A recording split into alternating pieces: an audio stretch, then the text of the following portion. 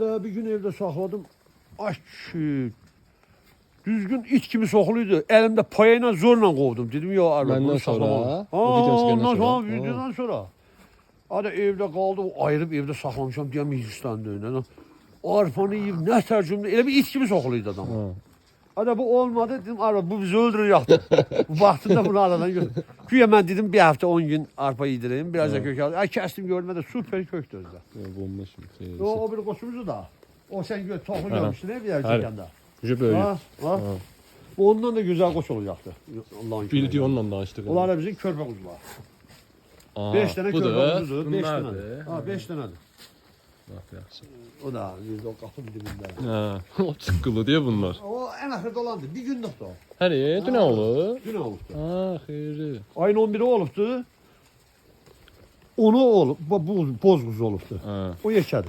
qara arkadaş. Ha, o ayın, keçen ayın 29'u Bunlar hələ oluptu. ikisi də bilmədi yəqin ki. Aha anca o yemeyeyim ya.